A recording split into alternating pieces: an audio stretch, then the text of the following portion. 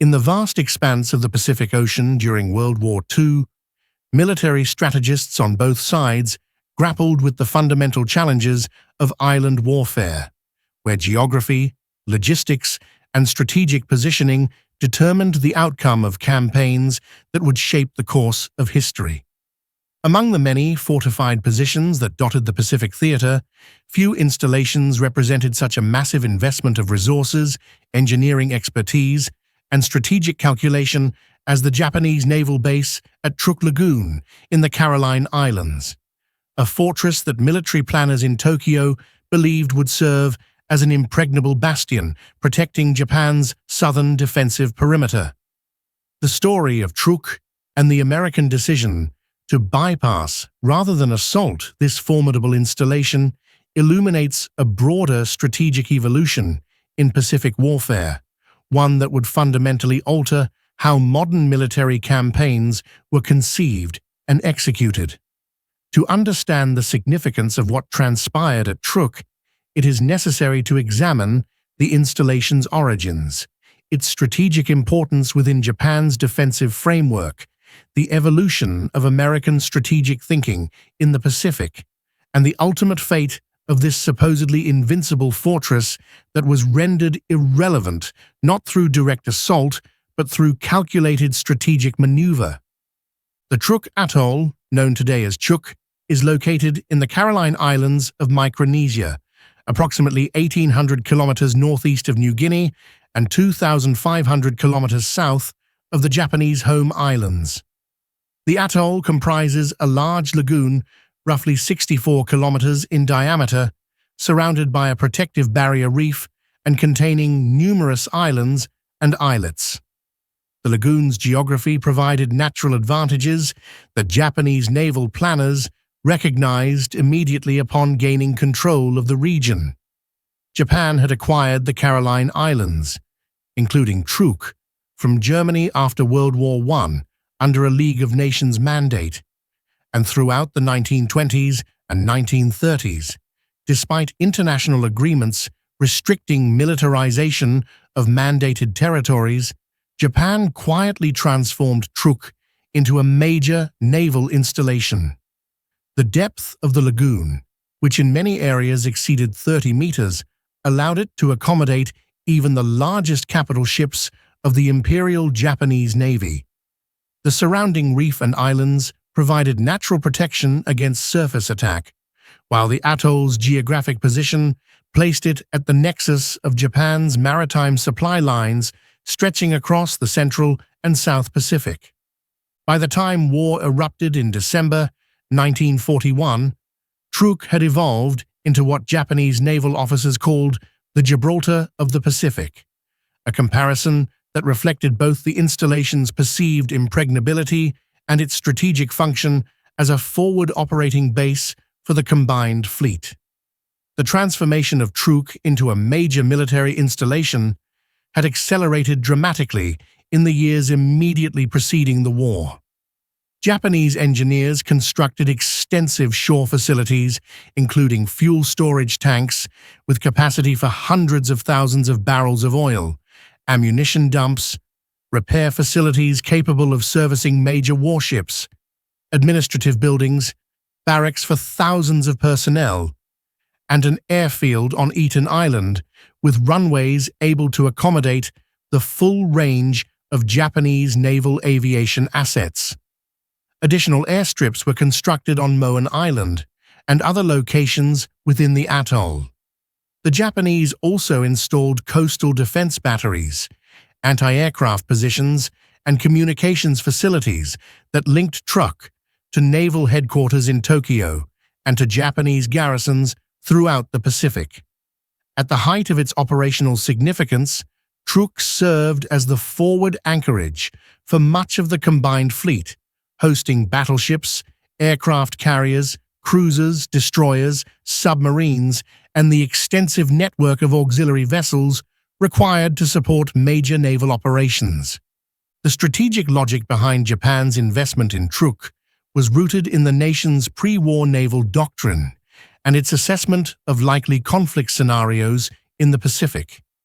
Japanese naval planning had long anticipated a decisive fleet engagement against the United States Navy somewhere in the Western Pacific, a climactic battle that would echo the annihilation of the Russian Baltic Fleet at Tsushima in 1905. In this conceptual framework, Truk would serve multiple functions simultaneously. It would provide a secure anchorage where the combined fleet could assemble, replenish, and prepare for major operations without the vulnerability inherent in operating directly from Japanese home waters, which American submarines might penetrate. It would serve as a logistics hub, supporting Japanese garrisons and operations throughout the South Pacific and the approaches to Australia. It would function as a defensive strongpoint, anchoring Japan's outer defensive perimeter, absorbing or deflecting American counteroffensives while Japanese forces consolidated their conquests and prepared for the anticipated decisive engagement.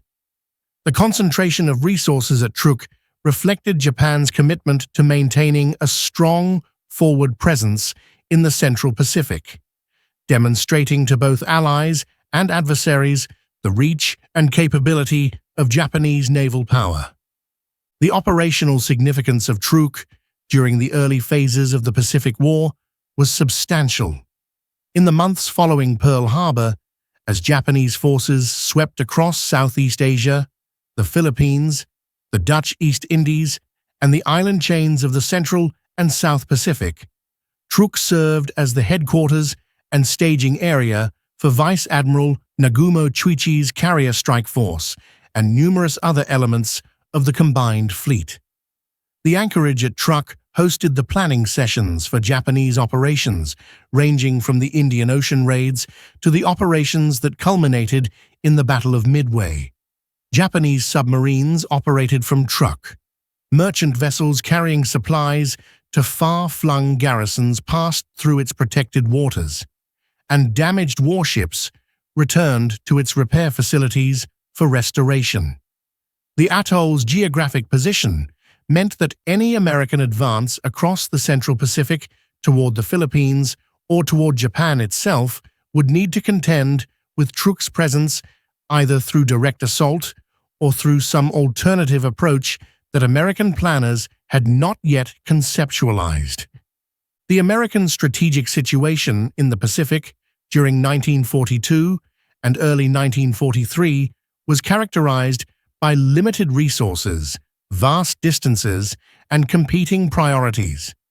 Following the catastrophic losses at Pearl Harbor and the subsequent Japanese conquests throughout the Pacific and Asia, American military planners faced the daunting challenge of assembling sufficient forces to mount a counteroffensive while simultaneously supporting the war effort in Europe and the Atlantic. The defeat of Nazi Germany had been designated as the primary Allied objective, meaning that the Pacific theater would operate under resource constraints throughout much of the war.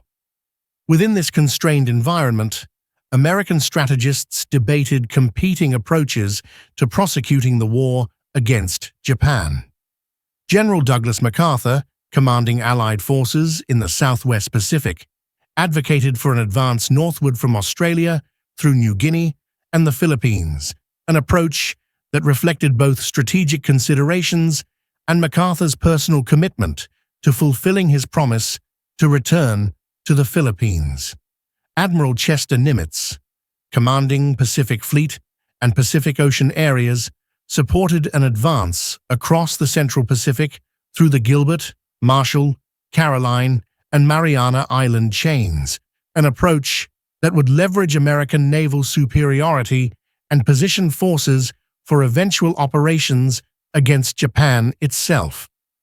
The debate between these competing strategic approaches was resolved not through choosing one over the other, but through pursuing both simultaneously, a decision that reflected America's growing industrial capacity and its ability to support multiple major offensives concurrently.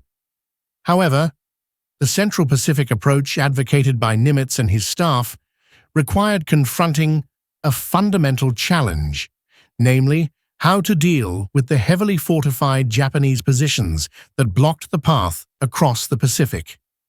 Throughout 1942 and into 1943, American intelligence assessments of Truk emphasized the installation's formidable defenses and its significance within the Japanese defensive system. Reconnaissance flights, signals intelligence, and reports from coast watchers and other sources painted a picture of a heavily defended position garrisoned by tens of thousands of troops, protected by extensive anti-aircraft batteries and coastal defense guns, and supported by substantial air power operating from multiple airfields within the atoll. American planners initially assumed that any advance across the Central Pacific would necessitate a direct assault on Truk, an operation that promised to be extraordinarily costly in both time and casualties. The evolution of American strategic thinking regarding heavily fortified Japanese positions can be traced through several key operations and doctrinal developments that occurred during 1943. The assault on Tarawa Atoll in the Gilbert Islands in November 1943, while ultimately successful, revealed the horrific cost of frontal assaults against well-prepared defensive positions. The Marines who stormed ashore at Betio Island faced interlocking fields of fire from concrete bunkers, extensive obstacles and fortifications, and determined Japanese defenders who had to be eliminated in close-quarter fighting that resulted in more than 3,000 American casualties over 76 hours of intense combat. The casualty figures at Tarawa shocked the American public and forced military planners to carefully consider whether similar operations against even more heavily fortified positions like Truk could be justified. Simultaneously, American successes in the Southwest Pacific demonstrated the viability of bypassing heavily defended Japanese positions through maneuver and the establishment of alternative supply lines and bases. MacArthur's forces had successfully isolated the major Japanese base at Rabaul through a series of amphibious landings that established Allied positions on Bougainville and New Britain, effectively neutralizing Rabaul without the need for a costly direct assault. The Rabaul experience demonstrated that heavily fortified positions could be rendered irrelevant through strategic positioning and air superiority, provided that American forces could establish alternative bases that allowed them to control sea and air approaches. These operational experiences coincided with doctrinal discussions among American planners about the most effective approach to advancing across the Pacific. The concept that emerged from these discussions, often described as island hopping or leapfrogging, represented a fundamental shift in how American forces would prosecute offensive operations in the island warfare environment. Rather than systematically reducing every Japanese strongpoint through sequential assaults, American forces would identify and seize positions that offered strategic advantages while bypassing and isolating positions that could be neutralized through air power and naval blockade. This approach required several enabling conditions that had not existed earlier in the war. American forces needed sufficient air power to maintain control of the skies over bypassed positions, preventing them from serving as effective staging areas for Japanese counterattacks. American naval forces needed sufficient strength to maintain control of sea approaches, preventing reinforcement or resupply of isolated garrisons.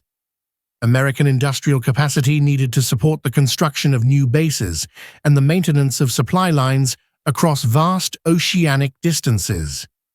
By mid-1943, these enabling conditions were increasingly present, as American shipyards produced carriers, battleships, cruisers, destroyers, submarines, and amphibious vessels in quantities that Japanese planners had believed impossible. and as American factories produced aircraft in numbers that allowed the establishment of air superiority across expanding areas of the Pacific. The specific decision regarding how to handle Truk emerged from planning sessions conducted during the latter half of 1943 as Admiral Nimitz and his staff prepared for operations against the Marshall Islands and subsequent advances toward the Marianas. Intelligence assessments suggested that Truk's garrison had been reinforced and that the atoll's defenses had been further strengthened with additional anti-aircraft batteries, coastal guns, and aircraft. Some estimates suggested that a direct assault on Truk might require forces comparable to those employed in the Normandy invasion, with casualties potentially exceeding those suffered at Tarawa by an order of magnitude. Against this sobering assessment, Nimitz's planners examined alternative approaches that might achieve American strategic objectives without necessitating a frontal assault. The key insight was recognizing that Truk's value to the Japanese derived not from the atoll itself, but from its function as a forward operating base and logistics hub. If American forces could establish alternative positions that allowed them to control the sea and air approaches around Truk, the installation would lose its strategic utility regardless of how heavily it was fortified. The atoll could be isolated and bypassed, its garrison left to wither without reinforcement or resupply, while American forces continued their advance toward objectives that actually mattered for the prosecution of the war. The implementation of this bypass strategy began with the assault on the Marshall Islands in late January and early February 1944. American forces seized Kwajalein and Eniwetok atolls, establishing air and naval bases that positioned American power north and east of Truk. These new positions allowed American aircraft to range across the Central Pacific, including over Truk itself, while American submarines intensified their interdiction of Japanese shipping lanes throughout the region. However, before implementing the full bypass strategy, American planners recognized the necessity of demonstrating American capability to strike Truk and of neutralizing the atoll's offensive potential to the extent possible without attempting an actual invasion. Admiral Raymond Spruance, commanding the Fifth Fleet, planned a major carrier raid against Truk scheduled for mid-February 1944, an operation that would serve multiple purposes simultaneously. The raid would demonstrate to Japanese commanders that Truk was not invulnerable and might prompt them to withdraw major fleet units that were still using the anchorage. It would degrade Truk's defensive capabilities and reduce its ability to serve as a staging base for counterattacks against American operations in the Marshalls and beyond. It would provide American pilots and ships with combat experience against a heavily defended target under conditions where American forces could control the timing and parameters of the engagement. Operation Hailstone, as the raid was designated, commenced before dawn on February 17, 1944, when aircraft from Task Force 58, comprising 9 aircraft carriers escorted by battleships, cruisers, and destroyers, launched the first of multiple strike waves against Truk. The American task force had approached under cover of weather fronts that concealed its presence until the first aircraft arrived over the target. Admiral Mark Mitcher, commanding the carrier task force, had planned the operation meticulously with objectives including the destruction of Japanese aircraft on the ground and in the air, attacks on shipping anchored in the lagoon, and strikes against shore installations including fuel storage facilities and airfields. The Japanese garrison at Truk had received warning that an American carrier force was operating in the area, and many aircraft had been launched on patrol or had been positioned for potential strike missions. But the scale and coordination of the American attack overwhelmed Japanese defensive responses. Over 2 days of sustained operations, American aircraft flew more than 1,200 sorties against targets throughout the atoll. Fighter sweeps destroyed or damaged Japanese aircraft both in aerial combat and on the ground. Dive bombers and torpedo bombers attacked vessels in the lagoon with devastating effect. Level bombers struck shore installations, including fuel tanks that erupted in massive fireballs visible from the American carriers operating over 30 kilometers offshore. The results of Operation Hailstone exceeded American expectations and fundamentally altered the strategic calculus regarding Truk. American aircraft destroyed approximately 250 Japanese aircraft, representing virtually the entire air garrison at the atoll. More significantly, they sank roughly 40 Japanese vessels, including cruisers, destroyers, auxiliaries, and a substantial number of merchant vessels carrying critical supplies. The tonnage destroyed represented a significant portion of Japanese merchant shipping capacity in the Central Pacific. American submarines positioned around the atoll during the raid intercepted vessels attempting to flee, adding to the toll. American aircraft also destroyed or heavily damaged shore facilities, including fuel storage tanks, repair facilities, and barracks. American losses during the raid amounted to approximately 25 aircraft, a remarkably favorable exchange ratio that demonstrated American superiority in both equipment and training. Perhaps equally significant was what American reconnaissance revealed about Japanese fleet dispositions. The major units of the combined fleet, including battleships and carriers, were not present at Truk during the raid.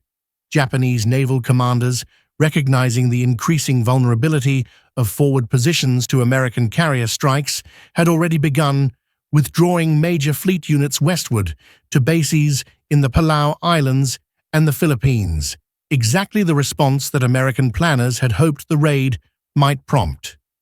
Following Operation Hailstone, American strategic planning proceeded on the assumption that Truk would be bypassed rather than assaulted. Additional carrier raids in April and June 1944 further degraded Truk's capabilities and demonstrated American ability to strike the atoll at will. American submarines maintained a blockade that intercepted Japanese vessels attempting to resupply the garrison. American aircraft operating from bases in the Marshalls and later from bases in the Marianas conducted regular reconnaissance and occasional bombing missions over Truk, ensuring that the Japanese could not rebuild the atoll's offensive capabilities. The Japanese garrison at Truk, which at various points numbered over 40,000 personnel, found itself isolated and irrelevant to the course of the war. Unable to influence American operations and incapable of receiving adequate supplies or reinforcements, the garrison settled into a defensive posture focused primarily on survival rather than offensive action. The supplies of food, medicine, and ammunition gradually dwindled despite Japanese efforts to run small vessels through the American blockade. Disease became increasingly prevalent as sanitation deteriorated and malnutrition weakened the garrison.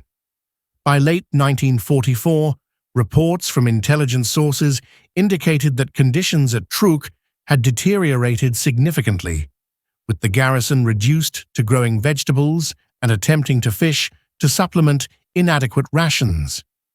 The strategic implications of the Truk bypass extended far beyond the fate of one installation. The success of the operation validated the concept of bypassing heavily fortified positions throughout the Pacific, influencing American planning for subsequent operations. Rather than systematically reducing every Japanese strongpoint, American forces continued advancing toward positions that offered strategic value while isolating positions that did not. The Japanese garrison at Rabaul, once considered one of the most formidable positions in the Southwest Pacific, remained isolated and ineffective throughout the remainder of the war.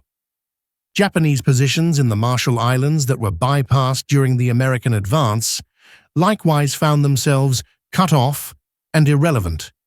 The bypass strategy allowed American forces to maintain operational momentum, advancing toward Japan at a pace that would not have been possible if each fortified position required a costly direct assault.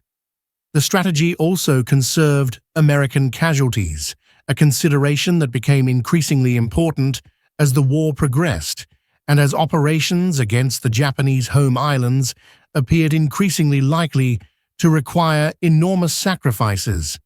From the Japanese perspective, the neutralization of Truk represented a significant strategic setback and highlighted fundamental weaknesses in Japan's defensive strategy.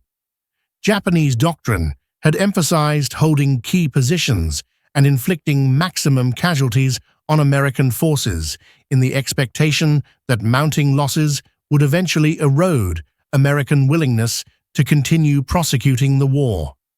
The bypass strategy circumvented this approach by allowing American forces to avoid battles where Japanese defensive advantages were greatest. Japanese commanders found themselves defending positions that no longer mattered, while American forces advanced against objectives that threatened Japan's strategic position more directly. The loss of control over sea and air approaches meant that Japanese garrisons, no matter how heavily fortified or determined, could be isolated and rendered combat ineffective without the need for American forces to engage them directly. The resources Japan had invested in fortifying positions like Truk represented a massive misallocation of limited industrial capacity and manpower, resources that might have been employed more effectively elsewhere, but which instead became frozen in positions that contributed nothing to Japan's war effort. The long-term fate of Truk's garrison illustrated the human cost of strategic irrelevance. The Japanese personnel stationed at Truk remained there throughout the remainder of the war, isolated and increasingly desperate as supplies dwindled, and as news of American advances elsewhere in the Pacific made clear that relief would never arrive. When Japanese forces throughout the Pacific surrendered following the announcement of Japan's capitulation in August 1945, the garrison at Truk numbered approximately 27,000 personnel, reduced from its peak strength through disease, malnutrition, and the occasional casualties inflicted by American bombing raids. The condition of the surviving garrison members shocked the Australian forces, who accepted their surrender, with many Japanese personnel suffering from severe malnutrition and tropical diseases that had gone untreated due to lack of medical supplies. The lagoon at Truk, which had once hosted the pride of the combined fleet, had become a graveyard of sunken vessels that remain there to this day as a destination for technical divers exploring the wrecks of warships, merchant vessels, and aircraft that were destroyed during the American raids in 1944. The story of Truk and its bypass offers several enduring lessons about strategy, military planning, and the nature of warfare. The installation's fate demonstrates that defensive strength alone is insufficient without the ability to control the broader operational environment. Japan's investment in fortifying Truk created a position that was indeed formidable in terms of its ability to resist direct assault.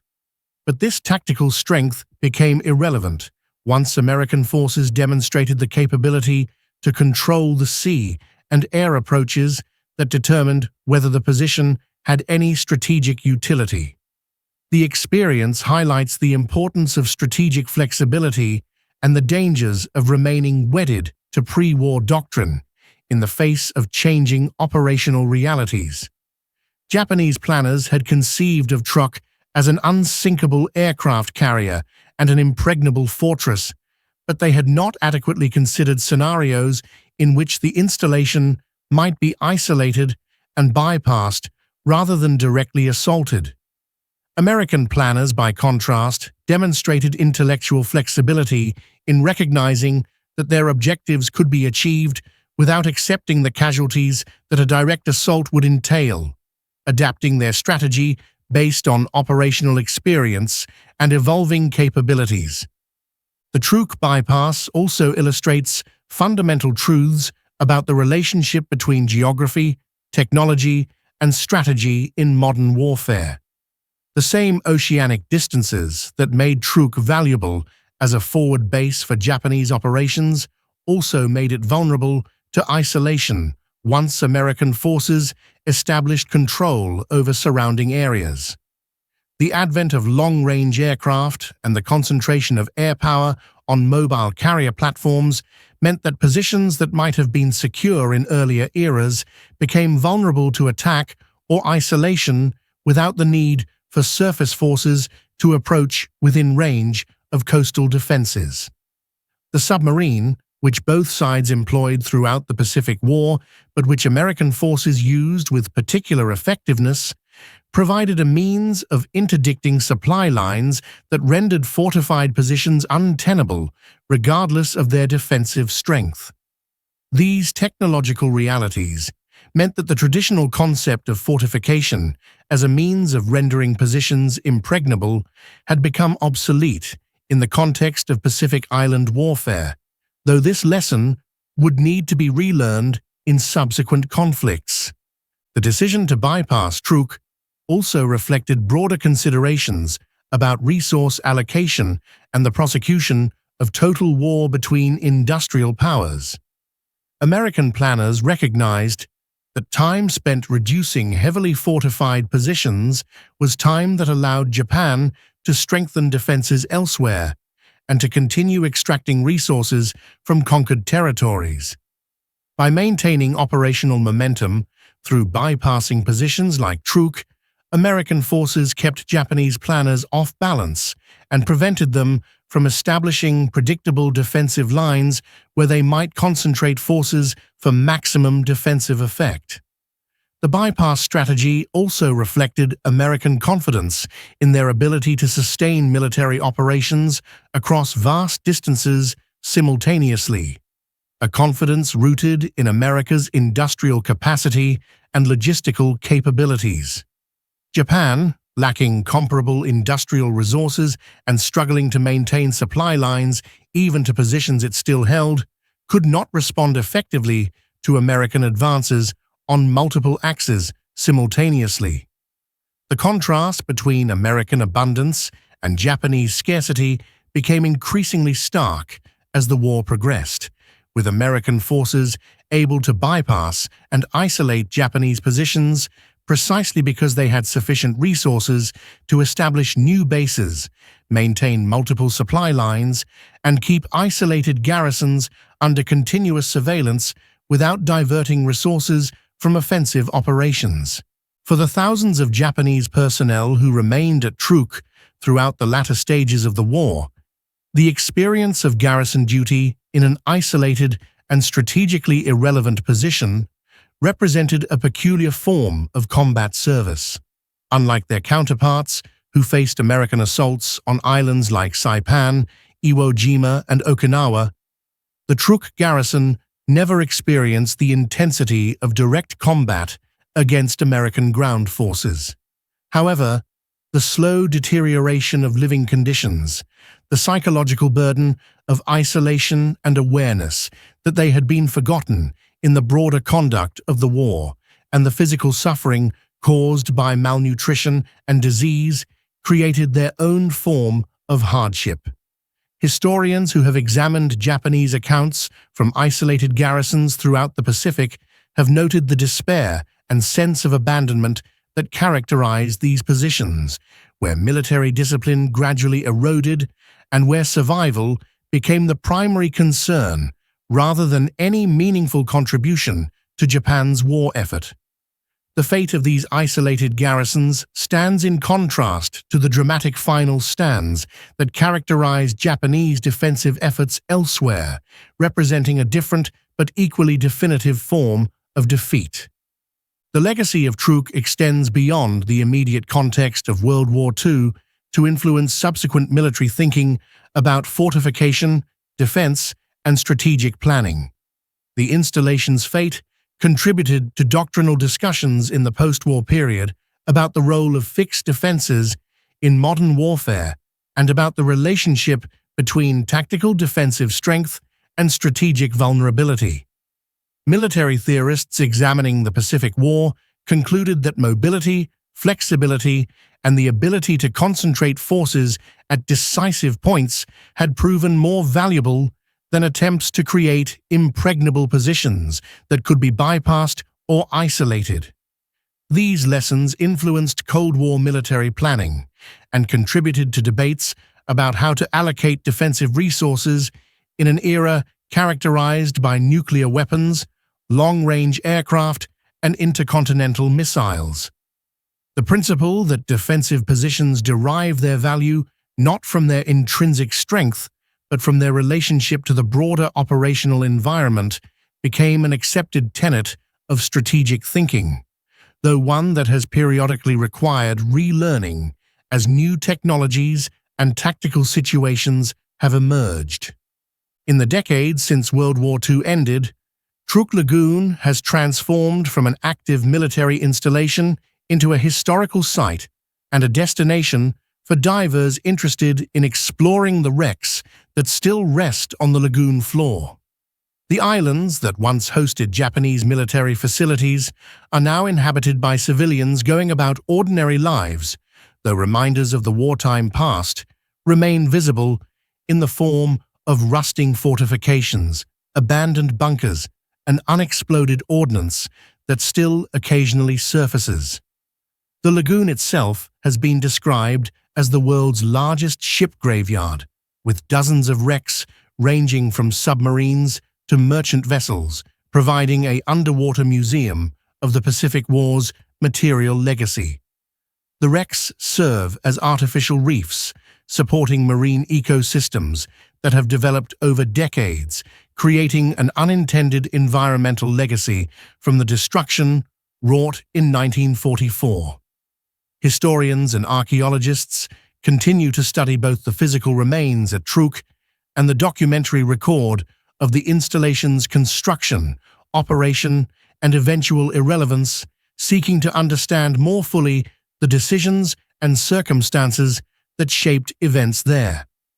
The story of Truk and its bypass remains relevant to contemporary military and strategic discussions about how to approach defended positions, how to allocate resources between offensive and defensive priorities, and how to maintain operational flexibility in complex and uncertain environments.